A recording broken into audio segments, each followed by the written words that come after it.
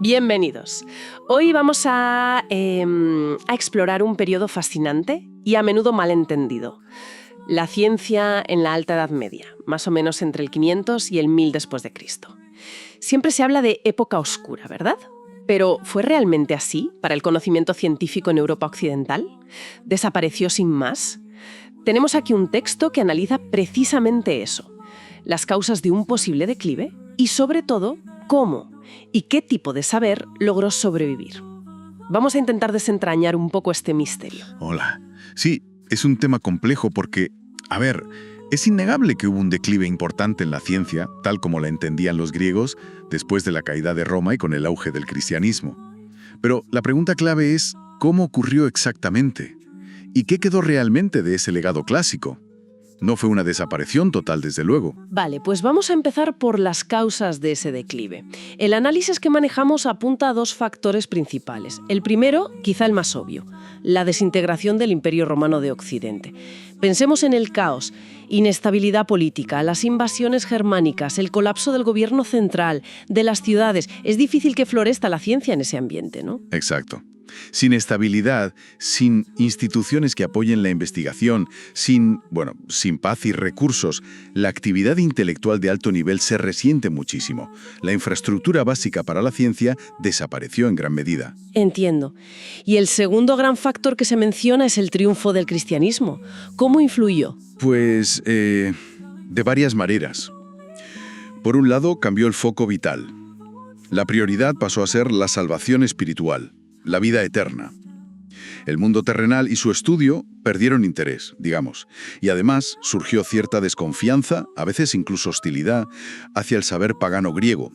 Al final, la ciencia era parte de esa tradición filosófica vista con recelo. Hombre, el texto menciona a Tertuliano como ejemplo de esa hostilidad, ¿verdad? Sí, Tertuliano es un caso claro de rechazo. Pero bueno, también es justo decir, y el texto lo recoge, que hubo otras figuras como Justino Mártir o Clemente de Alejandría que intentaron conciliar. Veían la filosofía griega, y con ella parte de su ciencia, como una posible herramienta auxiliar para la teología, una especie de preparación. O sea, que no fue un bloque monolítico de rechazo total. No, no lo fue.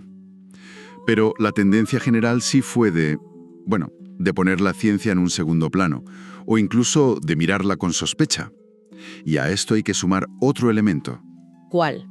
El auge de otros sistemas de pensamiento, como los cultos mistéricos, el neoplatonismo más místico, el hermetismo. Estas corrientes ofrecían explicaciones del universo, sí, pero basadas más en la intuición, en la revelación, en la magia, en lo oculto. Competían con el enfoque racionalista griego. Entendido. Un panorama complicado para la ciencia, desde luego. Pero, entonces, si el ambiente era así, ¿cómo es que algo sobrevivió? Mencionas que no desapareció del todo. Claro. Aquí es donde entra en juego lo que el texto llama la tradición enciclopédica latina. La tradición enciclopédica, ¿a qué se refiere exactamente? Pues imagínate como unos grandes resúmenes, unos manuales, eran compendios en latín que recogían los resultados de la ciencia griega, pero sin entrar en las demostraciones matemáticas complejas, ni en los métodos de investigación originales. Era un saber más práctico, más de divulgación, por así decirlo. Una tendencia que ya venía de la época helenística, y que los romanos, que eran muy pragmáticos, potenciaron. Les interesaba más el qué que el cómo o el por qué profundo. Ah, vale. Y todo esto en latín, claro, que era la lengua culta de Occidente. Y aquí aparecen nombres que sí nos suenan, ¿no? Plinio el Viejo. Exacto. Plinio con su monumental Historia Natural. 37 libros. Una obra enciclopédica por excelencia. También Séneca tocó temas científicos. Y ya metidos en la Alta Edad Media, figuras que fueron cruciales para transmitir ese saber. Boecio, Casiodoro y sobre todo Isidoro de Sevilla con sus etimologías. Y un poco más tarde, Beda el Venerable en Inglaterra. ¿Y estas obras, estos compendios, se convirtieron en la referencia principal? Precisamente. Ahí está el quid de la cuestión. Fueron la fuente casi exclusiva de conocimiento científico durante siglos. Pero claro, tenían sus problemas. ¿Qué tipo de problemas? Pues muchos. Eran resúmenes de resúmenes. A menudo simplificaban hasta la caricatura. Contenían errores importantes que se iban arrastrando, contradicciones internas. Y bueno, lo que hoy llamaríamos plagio era bastante común. Solino, por ejemplo, copió párrafos enteros de Plinio sin mencionarlo. Lo más grave es que rara vez consultaban las fuentes originales griegas. El conocimiento llegaba ya muy filtrado, muy masticado y a veces deformado. Entiendo. Era como leer la Wikipedia de la época, pero sin enlaces a las fuentes originales y con algunos editores poco fiables. Podría ser una analogía, sí, con las limitaciones obvias, pero da una idea de la transmisión indirecta y a veces problemática del saber. ¿Y qué tipo de ciencia concreta se transmitía a través de estos manuales? El texto habla del quadrivium. Eso es, el quadrivium eran las 4 artes liberales matemáticas: aritmética, geometría, astronomía y música. Constituían el núcleo de la educación superior en lo referente a la ciencia, digamos. ¿Y qué nivel tenían? ¿Pones el ejemplo de Isidoro de Sevilla? Sí, Isidoro es muy representativo. Su tratamiento de estas materias en las etimologías nos da una idea bastante clara del nivel general. ¿Y qué encontramos? ¿Era muy básico? Pues, bastante. En aritmética y geometría se limita prácticamente a dar listas de definiciones. ¿Qué son los números pares, los impares, los perfectos? ¿Qué es un punto, una línea, un sólido? Pero son definiciones a menudo confusas, poco operativas.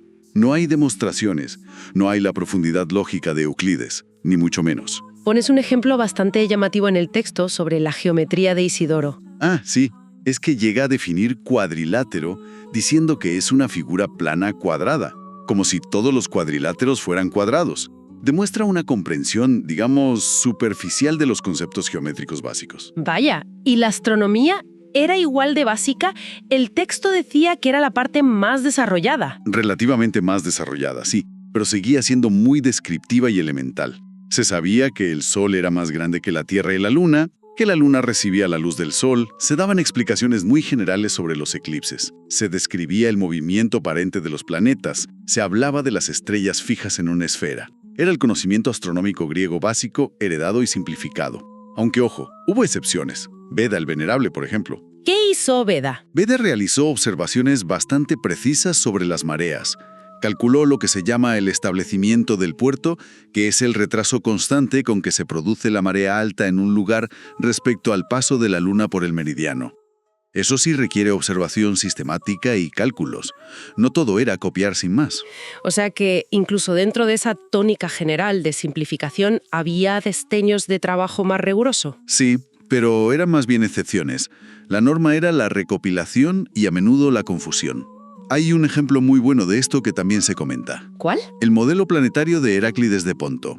Él había propuesto ya en la antigüedad que Mercurio y Venus giraban alrededor del Sol y que este conjunto, Sol, Mercurio, Venus, giraba a su vez alrededor de la Tierra. Un modelo mixto, digamos. ¿Y qué pasó con él? Pues que autores tardorromanos y medievales, como Macrobio o Marciano Capella, mencionan este sistema en sus obras. Pero es que en los mismos textos defienden otros órdenes planetarios, como el platónico o el ciceroniano, que son totalmente incompatibles con el de Heráclides. Vaya. ¿Y eso qué indica? Pues indica una falta de comprensión profunda. Copiaban fragmentos de distintas fuentes sin darse cuenta o sin importarles que se contradecían entre sí. Refleja que manejaban materiales que no entendían del todo en sus implicaciones teóricas. Entendido. Entonces, si tuviéramos que resumir, ¿cuál sería el panorama general de la ciencia en la Alta Edad Media occidental según este análisis? Pues diríamos que la ciencia no desapareció por completo, ni mucho menos, pero sí sufrió un declive muy marcado respecto a la antigüedad clásica. Sobrevivió de una forma fragmentada, muy simplificada y, a menudo, confusa. Se mantuvo gracias a estos compendios y enciclopedias latinas, que actuaron como una especie de salvavidas cultural, pero transmitiendo una versión muy diluida y a veces distorsionada del conocimiento original. Una supervivencia precaria, entonces. Exacto. Y esto nos recuerda algo importante: lo frágil que puede ser el conocimiento avanzado. Necesita un entorno social, político y cultural estable y propicio para mantenerse y desarrollarse. No es algo que se sostenga por sí solo. Estos enciclopedistas, a pesar de todas sus limitaciones, jugaron un papel crucial, aunque fuera involuntario. Preservaron fragmentos, retazos de ese saber antiguo, que luego, siglos más tarde, serían fundamentales para el renacimiento científico que vendría. Una labor ambivalente, sin duda.